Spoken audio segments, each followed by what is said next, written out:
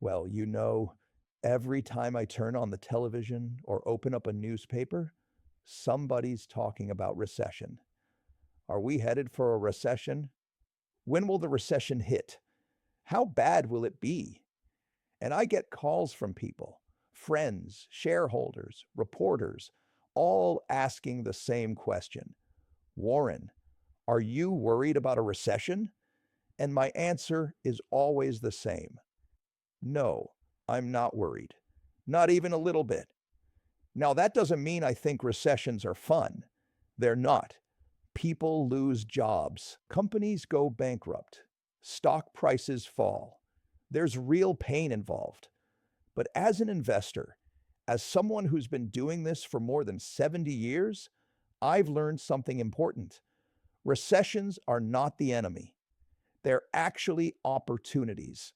And if you understand that, if you really internalize it, you'll be way ahead of most investors who panic every time the economy hiccups. Let me tell you why I'm not worried, and more importantly, what history has taught me about making money during difficult times. Because that's what this is really about, not avoiding recessions. You can't do that, but positioning yourself to profit from them. See, the economy moves in cycles, always has, always will. We have periods of growth, sometimes rapid growth, and then we have periods of contraction. That's natural. It's healthy. It's how capitalism works. When times are good, businesses expand, people spend money, everyone gets optimistic, maybe too optimistic. And then something happens.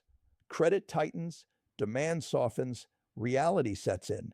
The economy contracts for a while.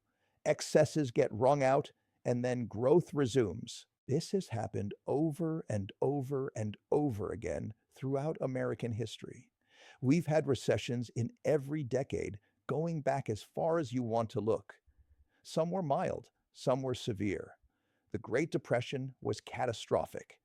The financial crisis was very painful. But here's the thing. Every single time, and I mean every single time, the economy eventually recovered. Business came back. Stock prices went higher. Patient investors who didn't panic made money. Lots of money. I started investing seriously in the early 1950s. Since then, we've had, let me think, at least a dozen recessions, maybe more, depending on how you count them. And every single time, people said the same things. This time is different. The problems are too big. The system is broken. We're never coming back from this. And every single time, they were wrong. Not sort of wrong, completely wrong. Let me walk you through a few examples because I think history is the best teacher we have. Take the 1970s. That was a miserable decade economically. We had stagflation, unemployment, and inflation both high at the same time. Oil shocks, lines at gas stations, interest rates going through the roof. The stock market went nowhere for 10 years. People were convinced that American business was finished, that we couldn't compete with Japan, that our best days were behind us. But what happened? If you bought good businesses during that decade, if you stayed invested, if you didn't panic and sell, you did extraordinarily well over the next 20 or 30 years. Because after the difficulties of the 70s came the boom of the 80s and 90s. Companies adapted, management got better, technology improved, and stock prices eventually reflected that reality. Or think about the financial crisis. That was terrifying. Banks were failing. The credit markets froze. Nobody knew if the system would hold together. I remember those days vividly. September and October of that year, it felt like the world was ending. Stock prices were in free fall. People were pulling money out of everything. Cash was going under mattresses, figuratively and sometimes literally. But what did we do at Berkshire? We invested heavily. We put billions of dollars to work. We bought into Goldman Sachs, General Electric, Bank of America.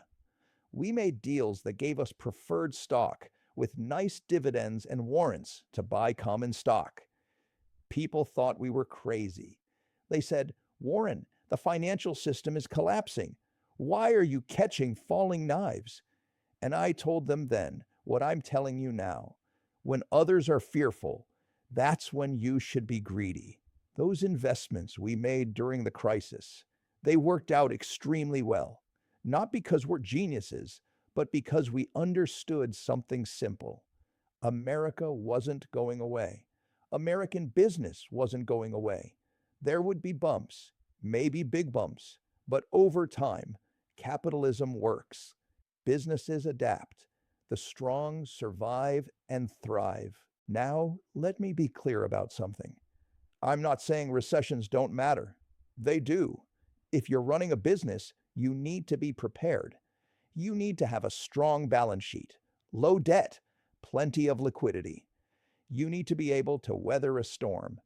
And if you're an individual, you should have emergency savings. You shouldn't be over-leveraged. You should live within your means. That's just basic common sense. But as an investor, recessions are different. As an investor, recessions are when fortunes are made, not lost, made. Because during recessions, prices fall.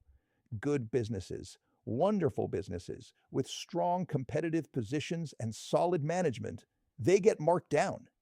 The stock market doesn't distinguish between a bad business that deserves to go down and a good business that's temporarily affected by the economic cycle.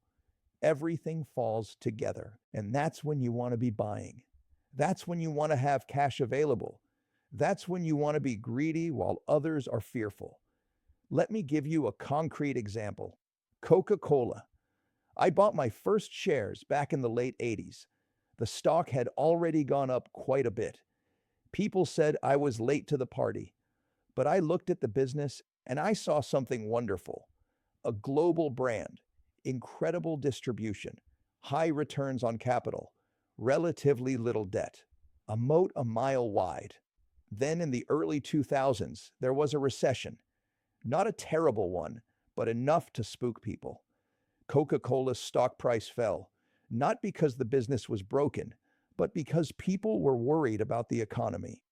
And if I hadn't already been fully invested in Coke, that would have been a great time to buy more.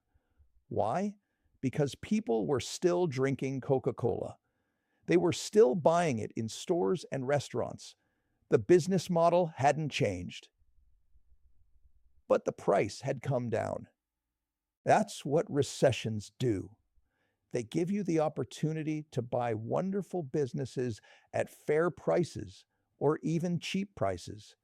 And if you're patient, if you can hold for 5 years, 10 years, 20 years, you will make money. Not might make money, will make money. Because over the long term, stock prices follow business value. And if you own a good business bought at a reasonable price, that business is going to create value for you year after year after year. Now, I know what some of you are thinking. Warren, that's easy for you to say. You've got billions of dollars. You can afford to wait. You can afford to be patient. What about regular people who need their money? And that's a fair point. If you need money in the next year or two, you shouldn't have it in stocks. Period. Stocks are for long-term money. Money you don't need for at least 5 years, preferably 10 or more. But if you're investing for the long term, if you're putting money away for retirement or for your kids' education or to build wealth over decades, then recessions should not scare you. They should excite you because they're going to give you the chance to buy at lower prices. Let me tell you about another important lesson I've learned over the years. The stock market is not the economy. People confuse these two things all the time, but they're different. The economy is about production, employment, consumption, all the real activity that happens in businesses and households across the country. The stock market is about what investors think businesses are worth, and investor sentiment, well, it swings wildly, much more wildly than the underlying business reality. During a recession, the economy might contract by 2 or 3%. That's not nothing, but it's not the end of the world either. Businesses are still operating. Most people still have jobs. Companies are still making products and providing services. But the stock market might fall 20, 30, even 40%. Why? Because investors get scared. They extrapolate current conditions into the infinite future. When things are bad, they assume they'll stay bad forever. When things are good, they assume they'll stay good forever. Both assumptions are wrong. This is what Ben Graham, my teacher and mentor, called Mr. Market. He used to say, imagine you're in business with a partner named Mr. Market. Every day, Mr. Market comes to you and offers to either buy your share of the business or sell you his share. And the price he quotes changes based on his mood. Some days he's optimistic and quotes a high price. Other days he's depressed and quotes a low price. Now, you don't have to trade with Mr. Market. You can ignore him completely if you want. But if you're smart, you'll take advantage of him. When he's depressed and offering low prices, you buy. When he's euphoric and offering high prices, you sell, or at least you don't buy. That's how I think about recessions and bear markets. Mr. Market is getting depressed. He's scared. He's offering me good businesses at cheap prices. So I get excited. I start looking for opportunities. I start putting cash to work. Most people do the opposite. They get scared when Mr. Market gets scared. They sell when prices are low. And then when the economy recovers and Mr. Market gets happy again, they buy at high prices. That's backwards. That's how you lose money. Now, let me address another concern people have. They say, Warren, what if this time really is different? What if we're facing problems that are unprecedented? What if the recovery doesn't come? And look, I understand that concern. Every recession feels different when you're in it. Every crisis feels uniquely scary. But I've been through enough of them to know that America has a remarkable ability to adapt and overcome. Think about what we've been through as a country. We've had wars, depressions, financial panics, oil shocks, terrorism, pandemics. We've faced every kind of crisis you can imagine. And every single time, people said, this is the end. America's best days are behind us. We can't recover from this. And every single time, they were wrong. We did recover. We did adapt. We came out stronger. Why? Because of the incredible dynamism of American capitalism and the ingenuity of the American people. See, when problems arise, businesses figure out solutions. Entrepreneurs start new companies. Workers retrain and find new opportunities. The system is self-correcting. It might take time. It might be painful in the short run, but it works. Let me give you a recent example. The pandemic. Remember early in the pandemic? Everything shut down. Nobody knew what was going to happen. The stock market crashed. People were terrified. And yes, it was scary. It was unprecedented in modern times. But what happened? Businesses adapted. They figured out how to operate remotely. They implemented safety protocols.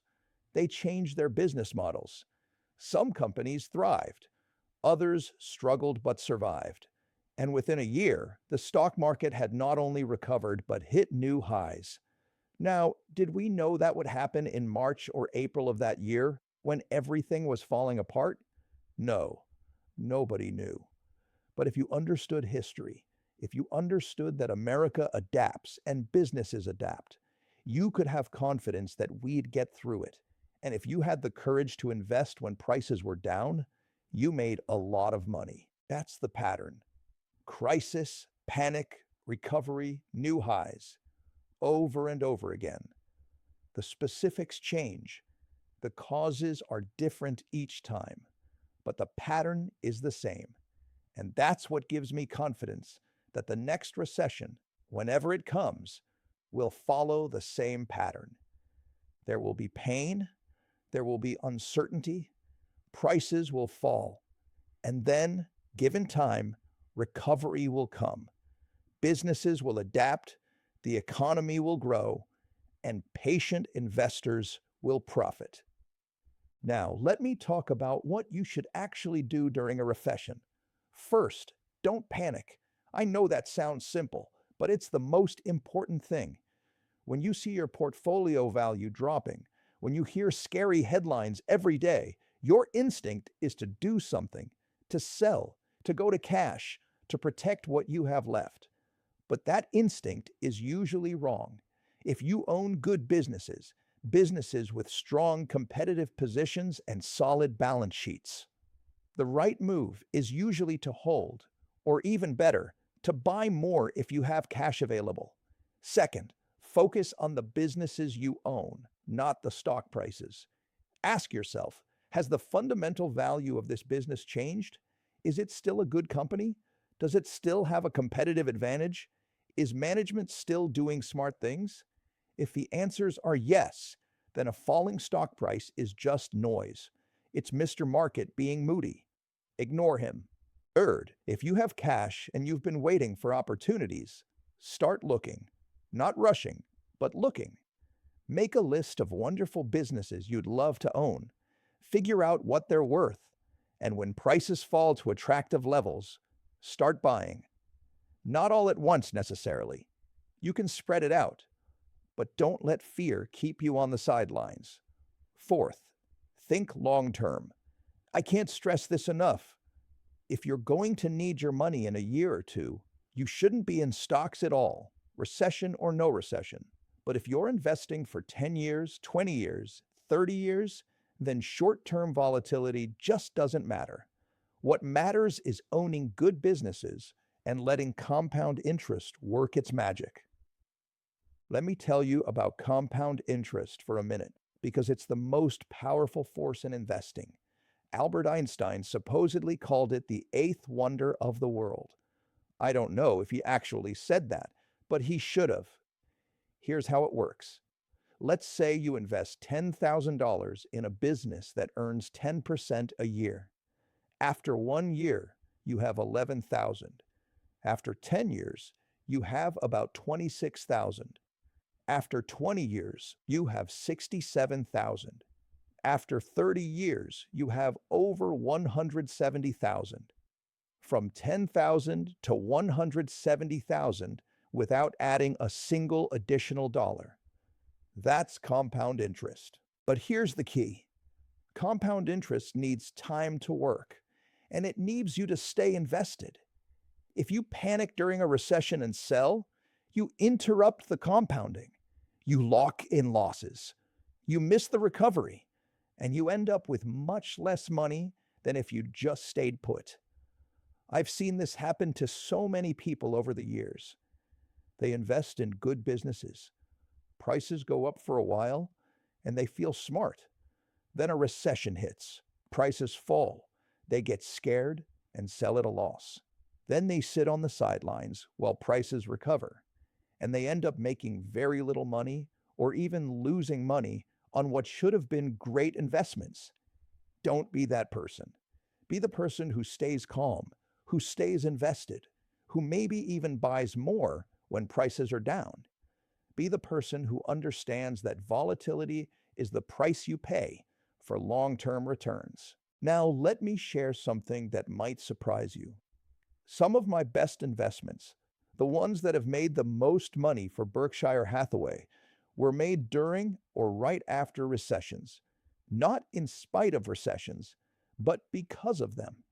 American Express in the early 60s after the Salad Oil scandal, Washington Post in the 70s during the bear market, Wells Fargo in the early 90s during the banking crisis, Bank of America during the financial crisis. These were wonderful businesses that got marked down because of temporary problems or general market panic. And because we had cash and courage, we could act. That's another thing people don't appreciate enough. Having cash during a recession is incredibly valuable, not just financially, but psychologically. When you have cash, you feel confident. You can take advantage of opportunities. You're not forced to sell anything. You can be patient. But when you're fully invested, or worse, when you're leveraged, recessions are terrifying. You might be forced to sell at the worst possible time just to meet margin calls or to raise cash for living expenses. This is why I always keep Berkshire Hathaway very liquid. We always have tens of billions, sometimes over $100 billion in cash and short-term treasury bills. People criticize us for this. They say, Warren, you're sitting on all this cash, earning almost nothing while the stock market goes up. You're being too conservative. You're hurting returns. And maybe there's some truth to that in the short run. But I sleep well at night. And when opportunities come, and they always come eventually, we're ready. You should think the same way in your own investing. Don't be fully invested all the time. Keep some cash, maybe 10%, maybe 20%, whatever lets you sleep at night. That cash is your ammunition. When the next recession comes, when prices fall, that's when you deploy it. That's when you get aggressive. Not before. Not when everyone is optimistic and prices are high. When everyone is pessimistic and prices are low. Let me tell you what I look for specifically when I'm investing during a recession. First, businesses with pricing power. These are companies that can raise prices without losing customers. In a recession, costs might be going up, even as demand is soft. If a company can pass those costs along, if customers will pay more because the product is essential or because the brand is strong, that company will be fine. Think about things like utilities, consumer staples, certain kinds of insurance. People need these things regardless of the economic environment. Second, businesses with low fixed costs and high variable costs. This means they can adjust their expenses based on revenue. If sales drop, they can cut costs quickly. They're flexible. They're not stuck with huge overhead that bleeds cash when times are tough. Third, businesses with strong balance sheets. Low debt, lots of cash, good access to credit. These companies can weather a storm. They're not going to be forced into bankruptcy or fire sales because they can't make their debt payments. Fourth, businesses with long-term competitive advantages, economic moats. These are companies that will still be around and thriving 10 or 20 years from now, regardless of what happens in the next year or two. Maybe they have a strong brand like Coca-Cola or Apple. Maybe they have net worth effects like credit card companies. Maybe they have cost advantages or regulatory protection. Whatever the source of the moat, it needs to be durable. And fifth, businesses with good management. Honest people who think about shareholders, who make smart capital allocation decisions, who don't panic during tough times. Management quality becomes especially important during recessions because that's when you see what people are really made of. Some managers hunker down and protect the business. Others make rash decisions or try to hide problems.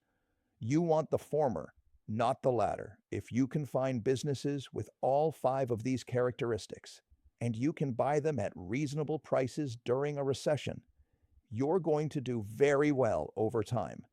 Guaranteed. Not might do well, will do well. Because these businesses will survive, adapt, and eventually thrive. And the prices you paid during the recession will look like bargains 5 or 10 years later. Now, I want to address one more thing before I close. People ask me, how do you stay calm during recessions? How do you avoid panicking when everyone else is panicking? And the answer is simple, but not easy. You have to really understand what you own and why you own it. If you buy a stock because someone on television recommended it, or because your brother-in-law said it was going to double, or because it's gone up a lot lately, then when it falls during a recession, you have no foundation. You have no reason to hold. You'll probably panic and sell. But if you buy a business because you understand how it makes money, because you studied its competitive position, because you trust its management, because you've calculated what it's worth and you're paying less than that, then when the price falls, you can stay calm. You might even get excited. You know the business hasn't changed. You know it's still worth what you calculated. So a lower price just means better value. This is why I spend so much time reading. I read annual reports. I read about industries. I read about competitors. I read history. I'm trying to really understand businesses. Not just surface level, but deep understanding. And that understanding gives me confidence. It lets me act when others are paralyzed by fear. You should do the same. Whatever businesses you invest in, really study them, understand them, know them inside and out.